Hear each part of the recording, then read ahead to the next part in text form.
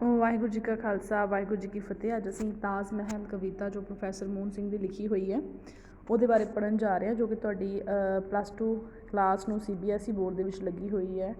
ਲਾਜ਼ਮੀ ਪੰਜਾਬੀ ਕਿਤਾਬ ਦੇ ਵਿੱਚ ਇਹ ਜਿਹੜੀ ਹੈ ਕਵਿਤਾ ਦਰਜ ਹੈਗੀ ਹੈ ਤੁਹਾਡੀ।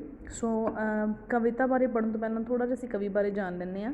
ਪ੍ਰੋਫੈਸਰ ਮੋਹਨ ਸਿੰਘ ਜਿਹੜਾ ਆ ਬਹੁਤ ਮਹੱਤਵਪੂਰਨ ਕਵੀ ਹੋਇਆ ਆ ਔਰ ਆਧੁਨਿਕ ਪੰਜਾਬੀ ਦਾ ਜਿਹੜਾ ਕਵਿਤਾ ਦਾ ਕਵੀ ਹੈ। ਨਵੀਂ ਦਿਸ਼ਾ ਦਿੱਤੀ ਹੈ ਇਸਨੇ ਆਧੁਨਿਕ ਪੰਜਾਬੀ ਕਵਿਤਾ ਨੂੰ। ਪ੍ਰੋਫੈਸਰ ਮੋਹਨ ਸਿੰਘ ਦੇ ਜਨਮ ਦੀ ਗੱਲ ਕਰੀਏ ਤਾਂ 20 ਅਕਤੂਬਰ 1905 ਨੂੰ ਡਾਕਟਰ ਜੋਧ ਸਿੰਘ ਦੇ ਘਰ ਮਾਤਾ ਸ਼੍ਰੀਮਤੀ ਭਾਗਵਤੀ ਦੀ ਕੁੱਖੋਂ ਜਿਹੜਾ ਉਹ ਪਿੰਡ ਮਰਦਾਨ ਸੂਬਾ ਸਰਹੱਦ ਪਾਕਿਸਤਾਨ ਦੇ ਵਿੱਚ ਹੋਇਆ ਸੀ, ਜੋ ਇਸ ਵਕਤ ਹੁਣ ਪਾਕਿਸਤਾਨ ਦੇ ਵਿੱਚ ਹੈ। ਉਸ ਦਾ ਜੱਦੀ ਪਿੰਡ ਜਿਹੜਾ ਉਹ ਧਮਿਆਲ ਹੈਗਾ ਆ। ਠੀਕ ਹੈ। ਸੋ ਉਹਨਾਂ ਨੇ ਮੁਨਸੀ ਫਾਜ਼ਿਲ ਅਤੇ MA ਫਾਰਸੀ ਦੀ ਵਿੱਦਿਆ ਪ੍ਰਾਪਤ ਕੀਤੀ ਹੈ ਅਤੇ ਉਹਨਾਂ ਨੇ ਅਧਿਆਪਨ, ਪ੍ਰਕਾਸ਼ਨ, ਸੰਪਾਦਨ ਦੇ ਕਾਰਜ ਵਿੱਚ ਵੀ ਆਪਣਾ ਯੋਗਦਾਨ ਪਾਇਆ। ਜ਼ਿਆਦਾਤਰ ਜੇਕਰ ਇਸ ਕਵੀ ਦੀ ਲਿਖਤ ਬਾਰੇ ਵੇਖਿਆ ਜਾਵੇ ਤਾਂ ਕਵੀ ਕਿਸ ਤਰ੍ਹਾਂ ਦੀਆਂ ਜਿਹੜੀਆਂ ਉਹ ਲਿਖਤਾਂ ਕਰਦਾ ਜਾਂ ਇਸ ਦੁਆਰਾ ਜਿਹੜੀਆਂ ਕਵਿਤਾਵਾਂ ਲਿਖੀਆਂ ਜਾਂਦੀਆਂ ਨੇ ਉਹ ਕਿਸ ਪ੍ਰਕਾਰ ਦੀਆਂ ਕਵਿਤਾਵਾਂ ਨੇ, ਤਾਂ ਇਹ ਕਵੀ ਜਿਹੜਾ ਰੋਮਾਂਸਵਾਦੀ, ਪ੍ਰਗਤੀਵਾਦੀ ਜਿਹੜਾ ਉਹ ਕਵੀ ਹੈ। ਮਤਲਬ ਇਸ ਦੀਆਂ ਕਵਿਤਾਵਾਂ ਦੇ ਵਿੱਚ ਸਾਨੂੰ ਰੋਮਾਂਸ ਅਤੇ ਪ੍ਰਗਤੀਵਾਦੀ ਜਿਹੜਾ ਆ ਉਹ ਰੰਗ ਦੇਖਣ ਨੂੰ ਮਿਲਦਾ। ਜਿੱਥੇ ਅਸੀਂ ਭਾਈ ਵੀਰ ਸਿੰਘ ਬਾਰੇ ਗੱਲ ਕੀਤੀ ਸੀ ਕਿ ਭਾਈ ਵੀਰ ਸਿੰਘ ਰਹੱਸਵਾਦੀ ਅਤੇ ਕੁਦਰਤ ਦੇ ਪ੍ਰੇਮੀ ਕਵੀ ਨੇ, ਉੱਥੇ ਜਿਹੜਾ ਆ ਉਹ ਪ੍ਰੋਫੈਸਰ ਮੋਹਨ ਸਿੰਘ ਰੋਮਾਂਸਵਾਦੀ ਅਤੇ ਪ੍ਰਗਤੀਵਾਦੀ ਨੇ। ਰੋਮਾਂਸਵਾਦ ਅਤੇ ਪ੍ਰਗਤੀਵਾਦ ਕੀ ਹੁੰਦਾ ਹੈ? ਰੋਮਾਂਸ ਹੁੰਦਾ ਹੈ ਅਦਭੁਤ, ਠੀਕ ਹੈ, ਜਿਹਦੇ ਵਿੱਚ ਕਵੀ ਜਿਹੜਾ ਆ ਉਹ ਹੈਰਾਨੀ ਦੇ ਭਾਵ ਪ੍ਰਗਟ ਕਰਦਾ ਹੈ ਵੀ ਇਸ ਕੁਛ ਅਲੱਗ ਗੱਲ ਕਰਦਾ ਜਿਹਦੇ ਤੋਂ ਪਾਠਕ ਨੂੰ, ਪੜ੍ਹਨ ਵਾਲੇ ਨੂੰ ਹੈਰਾਨੀ ਹੁੰਦੀ ਹੈ ਵੀ ਇਸ ਤਰ੍ਹਾਂ ਵੀ ਹੋ ਸਕਦਾ ਹੈ। ਠੀਕ ਹੈ। ਉਸ ਤੋਂ ਬਾਅਦ ਜਿਹੜਾ ਹੈ ਪ੍ਰਗਤੀਵਾਦ ਹੁੰਦਾ ਹੈ, ਜਿਹਦੇ ਵਿੱਚ ਗਰੀਬਾਂ ਦਾ ਸ਼ੋਸ਼ਣ ਹੋ ਰਿਹਾ ਹੁੰਦਾ ਹੈ ਅਤੇ ਅਮੀਰ ਹੋਈ ਜਾ ਰਹੇ ਹੁੰਦੇ ਨੇ ਔਰ ਉਸ ਚੀਜ਼ ਨੂੰ ਜਿਹੜਾ ਆ ਉਹ ਕਟਾਕਸ਼ ਵਿਅੰਗਮਈ ਤਰੀਕੇ ਦੇ ਨਾਲ ਪੇਸ਼ ਕਰਨਾ ਕਿ ਸਮਾਜ ਦਾ ਕਲਿਆਣ ਹੋ ਸਕੇ ਅਤੇ ਸਮਾਜ ਨੂੰ ਜਿਹੜਾ ਇੱਕੋ ਨਜ਼ਰ ਦੇ ਨਾਲ ਦੇਖਿਆ ਜਾਵੇ ਅਤੇ ਹਰ ਇੱਕ ਦੇ ਹਿੱਤ ਦੀ ਗੱਲ ਕੀਤੀ ਜਾਵੇ। ਉਹਨੂੰ ਕਹਿੰਦੇ ਨੇ ਪ੍ਰਗਤੀਵਾਦੀ। ਜੁਝਾਰੂ ਪ੍ਰਗਤੀਵਾਦ ਥੋੜ੍ਹਾ ਅਲੱਗ ਹੈਗਾ ਹੈ। ਸੋ ਪ੍ਰਗਤੀਵਾਦ ਸਿਰਫ ਅਤੇ ਸਿਰਫ ਗੱਲ ਕਰਦਾ ਹੈ ਉਹਨਾਂ ਦੀ ਅਤੇ ਉਹਨਾਂ ਲਈ ਹਥਿਆਰਬੰਦ ਸੰਘਰਸ਼ ਨਹੀਂ ਕਰਦਾ, ਜਦਕਿ ਜੁਝਾਰਵਾਦੀ ਜਿਹੜੇ ਹੁੰਦੇ ਨੇ ਉਹ ਹਥਿਆਰਬੰਦ ਸੰਘਰਸ਼ ਵੀ ਕਰਦੇ ਨੇ ਗਰੀਬਾਂ ਨੂੰ ਹੱਕ ਦਿਵਾਉਣ ਵਾਸਤੇ। ਸੋ ਰੋਮਾਂਸਵਾਦ ਅਤੇ ਪ੍ਰਗਤੀਵਾਦ ਕਿਸਮ ਦੀਆਂ ਕਵਿਤਾਵਾਂ ਨੇ। ਮੋਹਨ ਸਿੰਘ ਦੀਆਂ ਕਵਿਤਾਵਾਂ ਦੇ ਵਿੱਚ ਸਾਨੂੰ ਕਈ ਅਜਿਹੇ ਵਿਸ਼ੇ ਵੇਖਣ ਨੂੰ ਮਿਲਦੇ ਨੇ ਜਿਨ੍ਹਾਂ ਨੂੰ ਪਾਠਕ ਪੜ੍ਹ ਕੇ ਹੈਰਾਨ ਹੁੰਦਾ, ਉਹਨੂੰ ਸਵਾਦ ਆਉਂਦਾ ਹੈ। ਇਸ ਤਰੀਕੇ ਦੇ ਨਾਲ ਪ੍ਰਗਤੀਵਾਦ ਵੀ ਦੇਖਣ ਨੂੰ ਮਿਲਦਾ ਹੈ। ਉਹਨੇ ਆਪਣੀਆਂ ਕਹਾਣੀਆਂ ਵੀ ਉਹਨਾਂ ਨੇ ਕੁਛ ਲਿਖੀਆਂ ਨੇ ਕਵਿਤਾਵਾਂ ਤੋਂ ਇਲਾਵਾ, ਕੁਛ ਅਨੁਵਾਦ ਵੀ ਕੀਤੇ ਨੇ ਔਰ ਪ੍ਰਸਿੱਧ ਪੰਜਾਬੀ ਕਵੀ ਵਜੋਂ ਉਹਨਾਂ ਦੀ ਪ੍ਰਸਿੱਧੀ ਹੋਈ ਹੈ। ਔਰ ਮੁੱਖ ਕਾਵਿ ਸੰਗ੍ਰਹਿ ਜੇਕਰ ਉਹਨਾਂ ਦੀ ਗੱਲ ਕਰੀਏ ਤਾਂ ਸਾਵੇਂ ਪੱਤਰ ਬਹੁਤ ਵਧੀਆ ਕਾਵਿ ਸੰਗ੍ਰਹਿ ਹੈ। ਕੁਸੰਬੜਾ, ਦਵਾਟੇ, ਕੱਚ ਸੱਚ, ਵੱਡਾ ਵੇਲਾ, ਆਵਾਜ਼ਾਂ, ਜੰਦਰੇ, ਜੈ ਮੀਰ, ਬੂਹੇ, ਨਨਕਾਇਨ, ਏਸ਼ੀਆ ਦਾ ਚੰਨ ਆਦਿ ਜਿਹੜਾ ਉਹਨਾਂ ਦੀਆਂ ਕਵਿਤਾਵਾਂ ਨੇ। ਔਰ ਇਸ ਪਾਠ ਪੁਸਤਕ ਦੇ ਵਿੱਚ ਤੁਹਾਨੂੰ ਜਿਹੜੀ ਆ ਉਹ ਕਵਿਤਾ ਤਾਜ ਮਹਿਲ ਤੁਹਾਡੇ ਸ਼ਾਮਿਲ ਕੀਤੀ ਗਈ ਹੈ।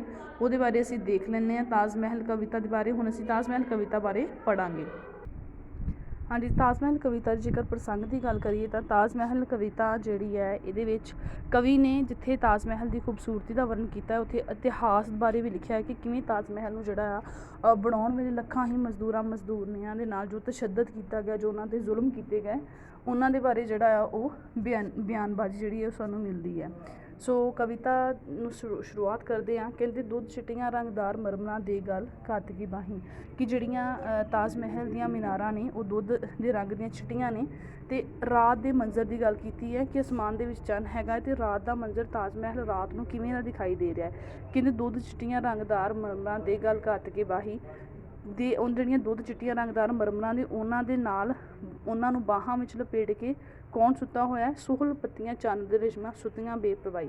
ਜਿਹੜੀਆਂ ਚੰਨ ਦੀਆਂ ਕਿਰਨਾਂ ਨੇ ਉਹ ਤਾਜ ਮਹਿਲ 'ਤੇ ਪੈ ਰਹੀਆਂ ਨੇ ਅਤੇ ਉਹਨਾਂ ਨੇ ਕੀ ਕੀਤਾ ਹੋਇਆ? ਉਹਨਾਂ ਨੇ ਜਿਹੜੀਆਂ ਸੰਗਮਰਮਰਾਂ ਨੇ ਉਹਨਾਂ ਨੂੰ ਆਪਣੀ ਬਾਹਾਂ ਦੇ ਵਿੱਚ ਘੁੱਟਿਆ ਹੋਇਆ ਔਰ ਸੁੱਤੀਆਂ ਹੋਈਆਂ ਨੇ ਚੰਨ ਦੀਆਂ ਰੇਸ਼ਮਾਂ ਜਿਹੜੀਆਂ ਕਿਰਨਾਂ ਨੂੰ ਹੈ। ਕੂਕ ਸਾਰਾ ਆਲਮ ਜਿਹੜਾ ਕੂਕ ਸੁੱਤਾ ਹੋਇਆ ਹੈ। ਕਵੀ ਰਾਤ ਨੂੰ ਚੰਨ ਦੀ ਰੋਸ਼ਨੀ ਦੇ ਵਿੱਚ, ਜਿਹੜਾ ਚੰਦਰਮਾ ਦੀ ਰੋਸ਼ਨੀ ਦੇ ਵਿੱਚ ਤਾਜ ਮਹਿਲ ਦੀ ਖੂਬਸੂਰਤੀ ਨੂੰ ਬਿਆਨ ਕਰਦਾ ਹੋਇਆ ਪਹਿਲੇ ਬੰਦ ਵਿੱਚ ਵਿਚਾਰ ਪੇਸ਼ ਕਰਦਾ ਹੈ। ਦੂਜੇ ਬੰਦ ਵਿੱਚ ਕਵੀ ਕਹਿੰਦਾ ਹੈ ਬਿਰਛਾਂ ਬੂਟਿਆਂ ਦੇ ਪਰਛਾਵੇਂ ਨਸ਼ਿਆਂ ਨਾਲ ਗੜੁੰਦੇ। ਅਤੇ ਜਿਹੜੇ ਉੱਥੇ ਆਲੇ ਦੁਆਲੇ ਬ੍ਰਿਸ਼ ਨੇ, ਬੂਟੇ ਨੇ, ਉਹ ਇਸ ਤਰ੍ਹਾਂ ਲੱਗ ਰਹੇ ਨੇ ਜਿਵੇਂ ਨਸ਼ੇ ਦੇ ਵਿੱਚ ਗੂੜ੍ਹੀ ਨੀਂਦੇ ਸੁੱਤੇ ਹੋਣ, ਗੜੁੱਦੇ ਹੋਣ। ਘਾਹ ਦੇ ਸੋਹਲ ਸੀਨਿਆਂ ਉੱਤੇ ਸਵਾਦ ਹੋਏ ਹੋਣਗੇ। ਅਤੇ ਜਿਹੜਾ ਬਿਰਛਾਂ ਬੂਟਿਆਂ ਦਾ ਪਰਛਾਵਾਂ ਪੈ ਰਿਹਾ, ਕਿਤੇ ਪੈ ਰਿਹਾ? ਘਾਹ 'ਤੇ ਪੈ ਰਿਹਾ। ਇਸ ਤਰ੍ਹਾਂ ਲੱਗ ਰਿਹਾ ਨੇ ਉਹ ਘਾਹ ਦੀਆਂ ਸੋਹਲ ਨਾਜ਼ੁਕ ਜਿਹੀਆਂ ਪੱਤੀਆਂ ਨੇ, ਉਹਨਾਂ ਦੇ ਉੱਪਰ ਸੌਂ ਰਹੇ ਹੋਣ, ਊਂਘ ਰਹੇ ਹੋਣ, ਆਵਾਜ਼ ਆ ਰਹੀ ਹੋਵੇ ਸੁੱਤਿਆਂ ਦੀ। ਬਿਰਛਾਂ ਦਾ ਪਰਛਾਵਾਂ ਇਸ ਤਰ੍ਹਾਂ ਸਾਨੂੰ ਲੱਗ ਰਿਹਾ ਚੰਨ ਦੇ ਰੋਸ਼ਨੀ ਦੇ ਵਿੱਚ। ਕਹਿੰਦੇ ਲੱਗ ਟਾਹਣਾ ਗਲ ਵੇਲਾਂ ਸੁੱਤੀਆਂ। ਅਤੇ ਆਲਮ ਕਿਸ ਤਰ੍ਹਾਂ ਦਾ ਆ ਕਿ ਜਿਹੜੀਆਂ ਟਾਹਣੀਆਂ ਦੇ ਗਲ ਕੌਣ ਲੱਗ ਕੇ ਸੁੱਤਾ ਹੋਇਆ? ਵੇਲਾਂ ਸੁੱਤੀਆਂ ਨੇ। ਵੇਲਾਂ ਦੇ ਗਲ ਲੱਗ ਕਲੀਆਂ, ਵੇਲਾਂ ਦੇ ਜਿਹੜੇ ਲੱਗ ਕੇ ਕਲੀਆਂ ਸੁੱਤੀਆਂ ਹੋਈਆਂ ਨੇ।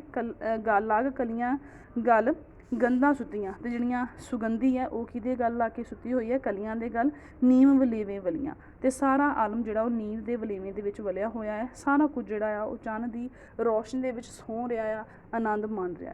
ਕਹਿੰਦੇ ਸ਼ਾਂਤ ਸੁੱਤੇ ਜਮਨਾ ਦੇ ਕੰਢੇ, ਤਾਜ ਮਹਿਲ ਜਮਨਾ ਦੇ ਕੰਢੇ ਹੈ, ਔਰ ਜਿਹੜਾ ਜਮਨਾ ਦਾ ਪਾਣੀ ਹੈ ਕਹਿੰਦੇ ਐ ਸੁੱਤਾ ਹੋਇਆ ਆ, ਉਹਦੇ ਕੰਢੇ ਐ ਸ਼ਾਂਤ ਭਰੇ ਹੋਏ ਨੇ, ਹਰੇ ਭਰੇ ਅਤੇ ਛਾਵੇਂ। ਹਰੇ ਭਰੇ ਉਹਦੇ ਕੰਢਿਆਂ ਉੱਤੇ ਰੁੱਖ ਸਾਰੇ ਲੱਗੇ ਹੋਏ ਨੇ, ਠੀਕ ਹੈ, ਔਰ ਐ ਛਾਵੇਂ ਮਤਲਬ ਬਿਲਕੁਲ ਸ਼ਾਂਤੀ ਦੇ ਨਾਲ ਜਿਹੜੇ ਨੇ ਲੱਗੇ ਹੋਏ ਨੇ। ਔਰ ਨੀਂਦ ਵਿਗੁੱਤੀ ਜਲ ਧਾਰਾ ਨੂੰ ਬੰਨੀ ਵਿੱਚ ਕਲਾਵੇ। ਤੇ ਜਿਹੜੀ ਜਲ ਧਾਰਾ ਆ, ਜਮਨਾ ਦਾ ਜਿਹੜਾ ਜਲ ਹੈ ਉਹ ਬਿਲਕੁਲ ਸ਼ਾਂਤ ਖੜਾ ਹੋਇਆ ਆ। ਤੇ ਇਸ ਤਰ੍ਹਾਂ ਲੱਗ ਰਿਹਾ ਕਿ ਜਿਵੇਂ ਉਹ ਜਿਹੜੇ ਪਰਛਾਵੇਂ ਨੇ ਬ੍ਰਿਸ਼ਾਂ ਦੇ, ਜੋ ਜਮਨਾ ਦੇ ਗੰਗਾ ਜਿਹੜਾ ਆ ਉਹ ਵਿੱਚ ਪੈ ਰਹੇ ਨੇ ਬ੍ਰਿਸ਼ਾਂ ਦੇ, ਉਹ ਲੱਗ ਰਿਹਾ ਜਿਵੇਂ ਜਲ ਧਾਰਾ ਨੂੰ ਆਪਣੇ ਕਲਾਵੇ ਵਿੱਚ ਬੰਨ੍ਹ ਕੇ ਬੈਠੇ ਹੋਣ, ਠੀਕ ਹੈ। ਸੁੱਤੇ ਪਾਣੀਆਂ ਦੇ ਵਿੱਚ ਸੁੱਤਾ ਤਾਜ ਮਹਿਲ ਦਾ ਸਾਇਆ। ਤੇ ਉਸ ਪਾਣੀ ਵਿੱਚ ਤਾਜ ਮਹਿਲ ਦਾ ਸਾਇਆ ਵੀ ਪੈ ਰਿਹਾ ਹੈ, ਔਰ ਉਸ ਮਤਲਬ ਆਲਮ ਦੇ ਵਿੱਚ ਇਸ ਤਰ੍ਹਾਂ ਲੱਗ ਰਿਹਾ ਕਿ ਜਿਵੇਂ ਤਾਜ ਮਹਿਲ ਵੀ ਸੁੱਤਾ ਹੋਵੇ। ਜਾਣੋ ਜਮਨਾ ਹਰਨ ਵਾਸਤੇ ਬੁੱਕਲ ਵਿੱਚ ਲੁਕਾਇਆ। ਤੇ ਇਸ ਤਰ੍ਹਾਂ ਲੱਗ ਰਿਹਾ ਜਿਵੇਂ ਤਾਜ ਮਹਿਲ ਦਾ ਜਿਹੜਾ ਪਰਛਾਵਾਂ ਆ ਉਹ ਨਦੀ ਵਿੱਚ ਪੈ ਰਿਹਾ ਹੈ, ਤੇ ਨਦੀ ਜਿਹੜਾ ਆ ਉਹਨੂੰ ਹਰਨ ਵਾਸਤੇ, ਉਹਨੂੰ ਲੈ ਕੇ ਜਾਣ ਵਾਸਤੇ ਜਿਹੜਾ ਤਿਆਰ ਹੋਵੇ, ਜਮਨਾ ਨੇ ਉਹਨੂੰ ਜਿਹੜਾ ਆਪਣੇ ਵਿੱਚ ਕੈਦ ਕਰ ਲਿਆ ਹੋਵੇ, ਬੁੱਕਲ ਵਿੱਚ ਲੁਕਾ ਲਿਆ ਹੋਵੇ। ਐਪਰ ਦੂਰ ਸਾਗਰਾਂ ਵੰਨੀ ਨੱਸਣ ਜਦੋਂ ਲੱਗੀ। ਕਹਿੰਦੇ ਜਦੋਂ ਜਮਨਾ ਦਾ ਪਾਣੀ ਜਿਹੜਾ ਅੱਗੇ ਨੂੰ ਵਹਿਣ ਲੱਗਾ ਨੀਂਦ ਟੂਣਿਆਂ ਦੇ ਜੰਤਰ ਵਿੱਚ, ਤੇ ਕੀ ਹੋਇਆ, ਨੀਂਦ ਦਾ ਆਲਮ ਹੈ ਉਹਦੇ ਵਿੱਚ ਜਿਹੜੀ ਹੈ ਉਹਦੀ ਟੋਰ ਵੱਜੀ, ਭਾਵ ਉਹ ਬਿਲਕੁਲ ਹੀ ਸ਼ਾਂਤ ਸੀ, ਬਿਲਕੁਲ ਜਿਹੜਾ ਹਿਲ ਨਹੀਂ ਰਿਹਾ। ਤਾਜ ਮਹਿਲ ਦਾ ਪਰਛਾਵਾਂ ਜਿਹੜਾ ਸੀ ਉਹ ਸਭ ਕੁਛ ਜਿਹੜਾ ਆ ਉਹ ਹੋ ਰਿਹਾ ਸੀ। ਸੋ ਪਹਿਲੇ ਭਾਗ ਦੇ ਵਿੱਚ ਜਿਹੜਾ ਆ ਉਹ ਕਵੀ ਨੇ ਤਾਜ ਮਹਿਲ ਦੀ ਖੂਬਸੂਰਤੀ ਨੂੰ ਬਿਆਨ ਕੀਤਾ, ਔਰ ਖੂਬਸੂਰਤੀ ਨੂੰ ਰਾਤ ਦੇ ਆਲਮ ਵਿੱਚ ਬਿਆਨ ਕੀਤਾ ਕਿ ਰਾਤ ਨੂੰ ਤਾਜ ਮਹਿਲ ਜਿਹੜਾ ਕਿਸ ਤਰ੍ਹਾਂ ਲੱਗ ਰਿਹਾ, ਕਿਵੇਂ ਸਾਰਾ ਆਲਮ ਹੀ ਸੁੱਤਾ ਹੋਇਆ ਹੈ। ਉਸ ਨੂੰ ਜਿਹੜਾ ਕਵੀ ਨੇ ਆਪਣੀ ਕਲਮ ਦੇ ਰਾਹੀਂ ਜਿਹੜਾ ਉਹ ਤਰਜਮਾਨ ਕੀਤਾ। ਉਸ ਤੋਂ ਬਾਅਦ ਅਗਲੇ ਭਾਗ ਦੇ ਵਿੱਚ, 2 ਭਾਗਾਂ ਵਿੱਚ ਉਹਨੇ ਮੇਨ ਇਹ ਗੱਲ ਕੀਤੀ ਹੈ। ਪਹਿਲੇ ਭਾਗ ਵਿੱਚ ਉਹ ਤਾਜ ਮਹਿਲ ਦੀ ਖੂਬਸੂਰਤੀ ਦੀ ਬਿਆਨਬਾਜ਼ੀ ਕਰਦਾ, ਦੂਜੇ ਭਾਗ ਵਿੱਚ ਤਾਜ ਮਹਿਲ ਦੇ ਇਤਿਹਾਸਿਕ ਵਰਣਨ ਕਰਦਾ, ਤਾਜ ਮਹਿਲ ਦਾ ਇਤਿਹਾਸ ਵਰਣਨ ਕਰਦਾ। ਉਹ ਭਾਗ ਆਪਾਂ ਨੈਕਸਟ ਵੀਡੀਓ ਦੇ ਵਿੱਚ ਗੱਲ ਕਰਾਂਗੇ ਉਸ ਬਾਰੇ।